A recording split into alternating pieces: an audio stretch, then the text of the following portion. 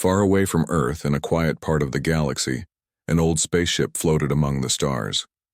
This ship was not big or fast, but it was strong and brave. Its job was to explore places that others did not want to visit. The crew was made up of aliens from many different worlds. They worked together looking for new signals, new friends, or new dangers. One day, as they scanned the dark sky, the ship's sensors picked up a strange message. It was weak and old, but it was clear. The message was a signal for help, a distress signal. This kind of signal meant that someone was in great trouble and needed help fast. The signal was coming from a place that had been silent for hundreds of years. It was from Earth. No one in the galaxy had visited Earth in a very long time. The planet was called a death world. This name meant that Earth was dangerous. The air, the animals, even the plants were wild and deadly. Most aliens stayed far away. Many stories said Earth's people had disappeared long ago. The humans were thought to be gone. The captain of the ship, a tall alien named Vekar, stared at the screen. His eyes were wide with surprise.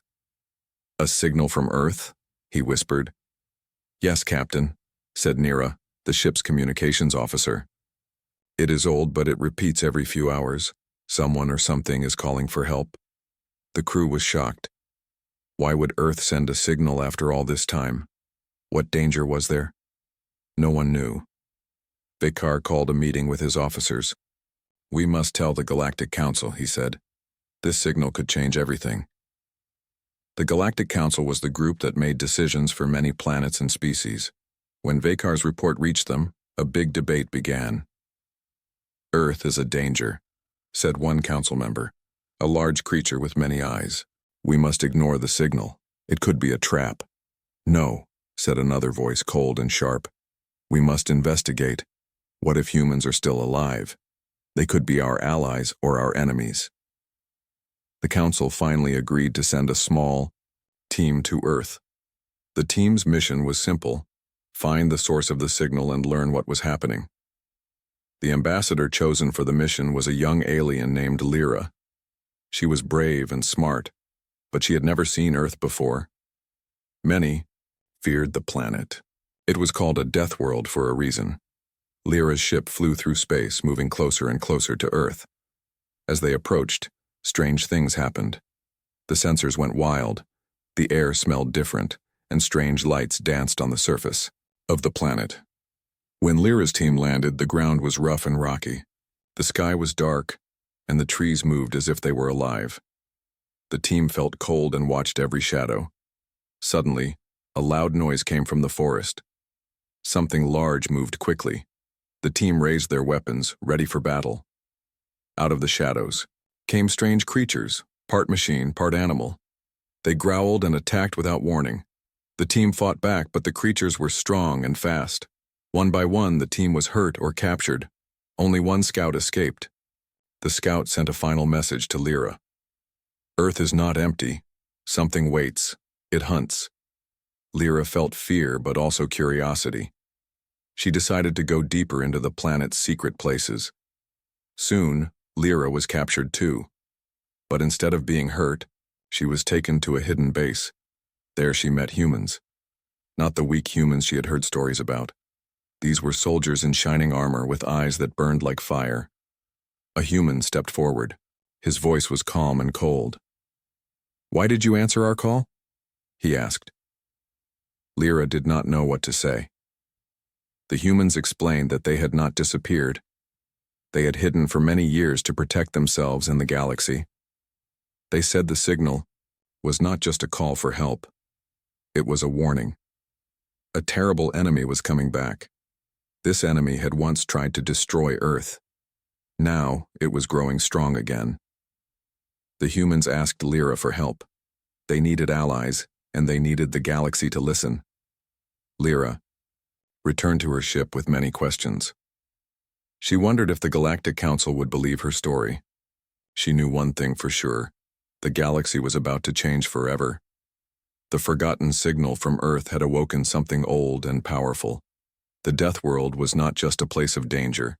It was the last hope for many, and the story was only just beginning. Lyra sat quietly in her ship, the cold light from Earth's surface shining through the window. Her mind was full of questions and fear.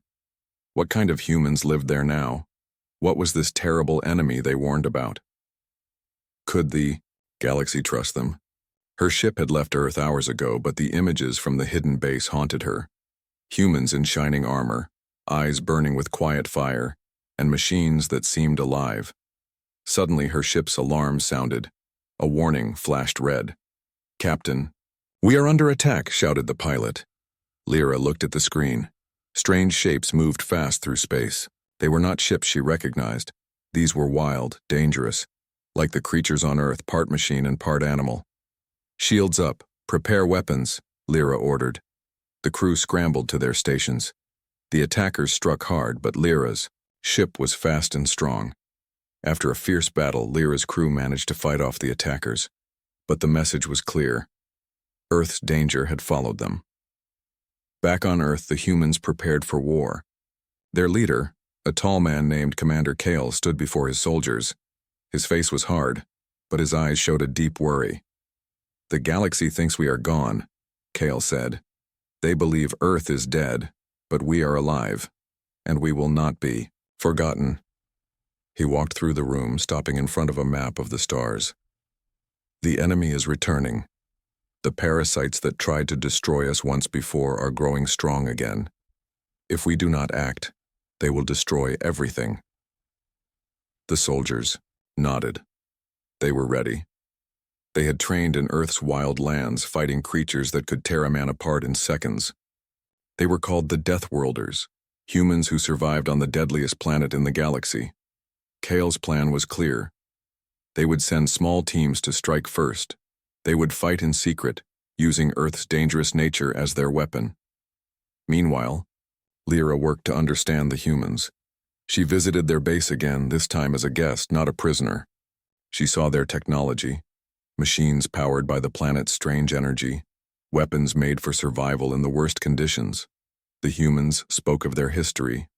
Long ago, the galaxy betrayed them. The Council had left Earth to die, fearing human power.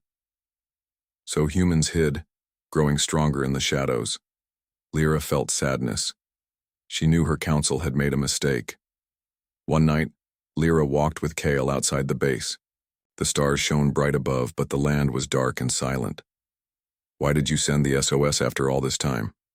Lyra asked. Kyle looked at the sky. "We tried to keep to ourselves. We wanted to protect Earth and the galaxy from what was coming. But the enemy is back. They are worse now. We cannot fight alone." Lyra nodded. "And you want us to help?" "Yes. But not just help. We want the galaxy to listen, to prepare." Suddenly the ground shook. A distant roar echoed through the hills. Kale's face hardened. "They are close." Back on Lyra's ship, she prepared to leave again. But this time she took one of Kale's warriors with her, a fierce soldier named Jax. Together they would go to the Galactic Council and tell the true story of Earth and the threat coming. As they left the planet's orbit, Lyra looked back at Earth. It was wild and dangerous but alive. The Death World was awake once more, but the galaxy was not ready for what was coming. Lyra's ship moved fast through space, carrying her and Jax away from the wild planet. The stars seemed calm, but inside the ship, tension filled the air. Both knew the truth they carried was dangerous and hard to believe. The Galactic Council waited. Their great chamber was full of strange creatures from many worlds. All eyes turned to Lyra as she stepped forward. She took a deep breath. "I bring news from Earth," she said. "The humans are alive. They never left." The room was silent. Then voices rose, some full of anger, some full of fear. "How can this be?" asked a council member with silver skin. "We were told Earth was dead." "It was a lie," Lyra said firmly. "The humans hid underground and in secret places. They grew stronger in the shadows. They sent the SOS because a new enemy is coming, one worse than any before." Jack stepped forward, his armor shining under the chamber lights. "The enemy is a parasite species," he said. "They tried to destroy Earth once. Now they return stronger and more dangerous. A murmur spread through the room. Parasites were hated by all. They destroyed planets and killed millions. The council leader, an old wise alien named Threx, spoke slowly. Why did the humans hide? Why did they not come to us for help before? Kale's story was told by Lyra. The council had betrayed Earth centuries ago. They feared human power and left them alone to die. But humans survived, growing tougher in Earth's harsh world. Threx looked troubled. If this is true, then we have wronged them. But can we trust humans now? They have hidden for so long. How do we know they want peace? Lyra and Jax looked at each other. We do not know, Lyra admitted. But if the parasite threat is real, we must work together. Suddenly, alarms blared throughout the chamber. The council's sensors had detected movement near the outer borders of their space. Parasite ships. The parasites had arrived early. Panic spread. The council scrambled their defenses, but the parasites moved fast and without mercy. Lyra and Jax watched as the first battle began. Parasite ships attacked outposts and small planets. The galaxy was not ready for war. Earth was the shield, Jax said quietly. They held back the enemy for centuries. Now the battle is here. Lyra knew this was only the beginning. The ghosts of Earth, humans who survived the worst, were coming back to fight. And the galaxy would never be the same. As the council called for urgent meetings and plans, Lyra made a choice. She would return to Earth, to stand with the humans who had survived the death world. Because sometimes, the strongest warriors are the ones the galaxy forgot. The Galactic Council was in chaos. Parasite ships attacked one system after another. Planets burned and millions fled in panic. The Council's strongest fleets struggled to stop the invasion.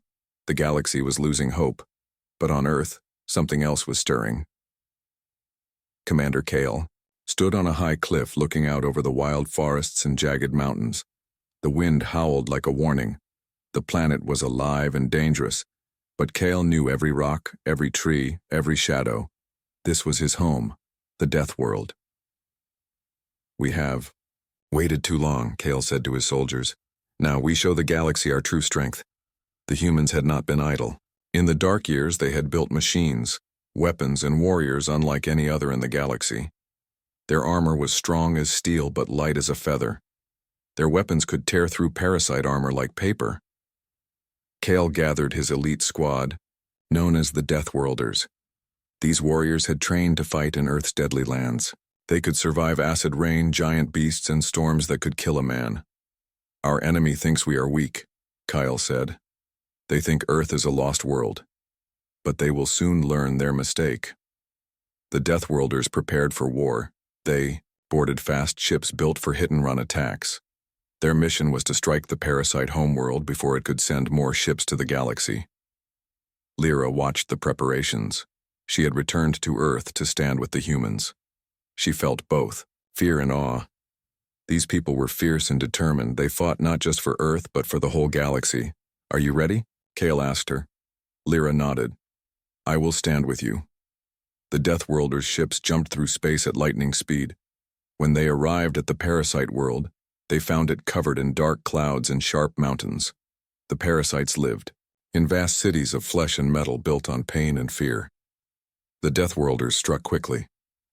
Their weapons burned with a strange blue fire that destroyed parasite machines and soldiers. The battle was fierce and fast. In less than an hour, the parasite capital city was in ruins. The Deathworlders had won a terrible victory. Back in the Galactic Council, news of the attack shocked many. Some feared the humans' power, others saw hope. But Kale sent a message. We will not stop until the parasites are gone. Lyra saw something new in the humans. A fierce anger mixed with fear. They had fought for centuries, but this war was not just about survival. It was about revenge. The council grew worried. Could the humans be controlled? Would their wrath burn too bright? But Kyle had a simple message. We fight to live. If the galaxy will stand with us, we will stand with it. If not, we fight alone. The Deathworlders prepared for the next strike. The war had begun. and the galaxy would soon learn why Earth was called a death world. The galaxy was changing fast. The parasite threat was real and growing stronger every day. The Deathworlders fought hard, winning battles but losing many brave souls. Yet the worst danger was not just from the enemy outside, it was coming from inside the Galactic Council. Lyra sat in a cold meeting room, her eyes scanning the faces around her. Many council members whispered in secret, their eyes full of doubt and fear. Some did not want to believe Earth's humans were heroes. Others saw them as a threat. A voice broke the silence. "We cannot trust the Deathworlders," said a sharp-tongued council member from a distant star system. "They hide secrets. They fight with anger. What if they become the new enemy?" Lyra's heart sank. She had seen their strength, their courage, but she knew the truth. Fear could be as dangerous as any parasite. Meanwhile, far from the council chambers, a secret plan was growing. A group of powerful aliens wanted to stop the humans before they grew too strong. They believed the Deathworlders would bring chaos to the galaxy, so they began to work in shadows, sabotaging supplies, spreading lies, and betraying the humans' trust. Commander Kale learned of this betrayal from a trusted spy. His face darkened with anger. "We are fighting for the galaxy," he said, "but some want us to fail." Kyle gathered his closest allies. "We must find the traitors," he said. "We cannot lose to enemies within." Lyra volunteered to help. She knew the council better than anyone. She had to protect the humans, and the galaxy, from this hidden threat. As Lyra dug deeper, she found secrets darker than she expected. Some council members had made deals with the parasites. They wanted to keep power, even if it meant the galaxy's destruction. Lyra and Kyle moved quickly. They exposed the traitors in a dramatic council meeting. Shock and anger filled the chamber. The traitors were arrested, but the damage was done. Trust was broken. Kale looked at the council leader, Threx. "If we cannot trust each other, how can we fight together?" Threx sighed. "The galaxy is full of fear, but we must learn to stand, united, or we will all fall." The betrayal had changed everything. The war was no longer just between the Deathworlders and the parasites. It was now a fight for the very soul of the galaxy. Lyra stood with Kale as the Deathworlders prepared for their next mission. The enemy was strong, but the real battle was learning who was friend and who was foe. The shadows of betrayal were deep and they threatened to destroy everything. The galaxy was no longer just a place of stars and peace. It was a battlefield. The parasites spread their dark shadows over many worlds. The Deathworlders fought with all their strength, but every victory came with a heavy price. Lyra stood on the bridge of the Deathworlders' flagship. The stars outside blinked cold and distant. Her eyes were fixed on the large screen showing enemy movements. The parasite fleet was growing larger every day. They had already destroyed several planets and were moving closer to the heart of the galaxy. Beside her, Commander Kale prepared the soldiers for another dangerous mission. "This will be our biggest battle yet," he said. "The parasites want to crush us, but we will show them the true power of Earth's warriors." The Deathworlders gathered for a final briefing. They were tired and worn, but their eyes burned with determination. The soldiers knew what was at stake. This battle could decide the future of the galaxy. As the fleet jumped into battle, Lyra felt a strange calm. She thought about Earth, the death world that had created these fierce warriors.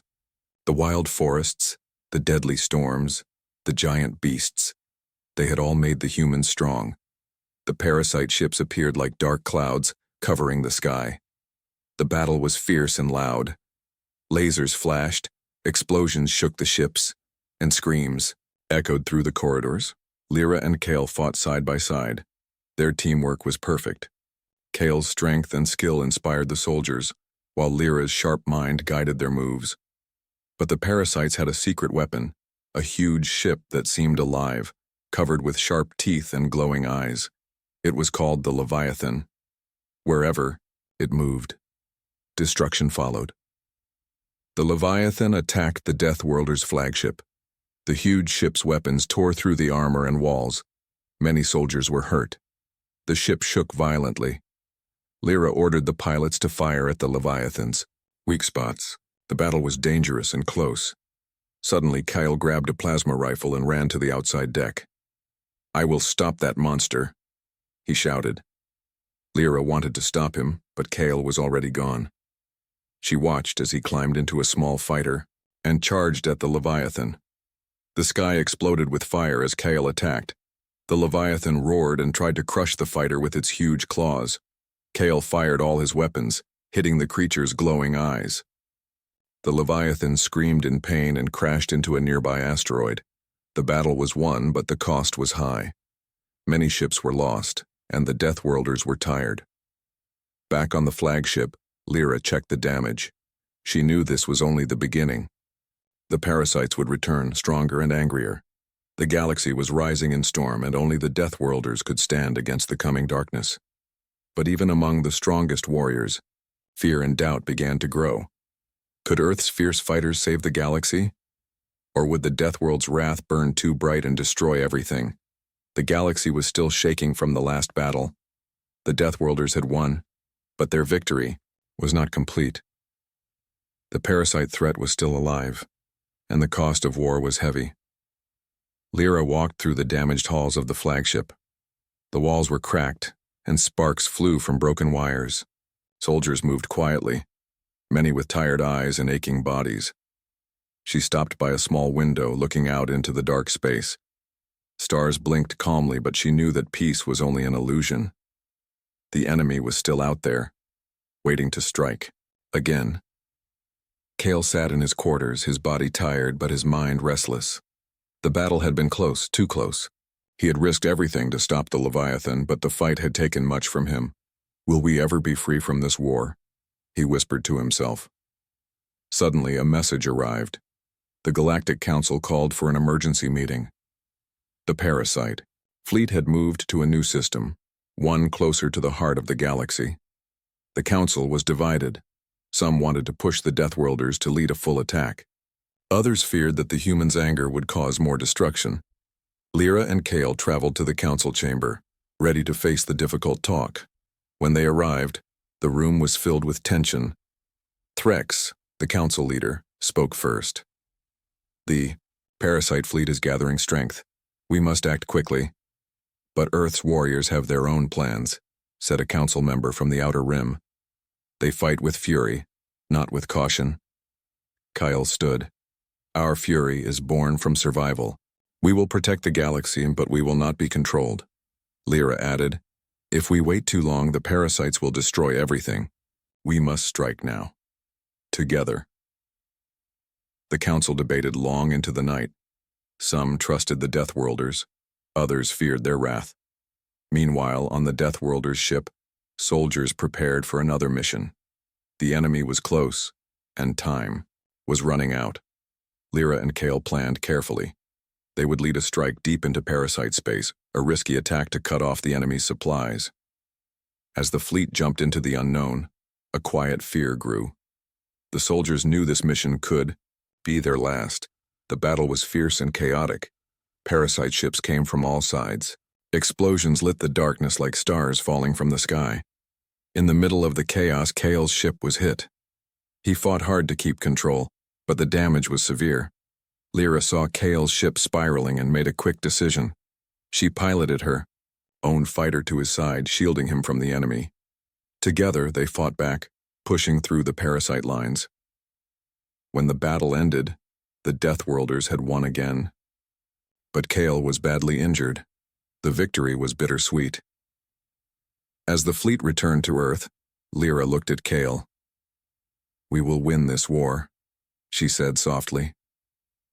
"But only if we stand together." Kale nodded, pain and hope in his eyes. The echoes of war were far from over.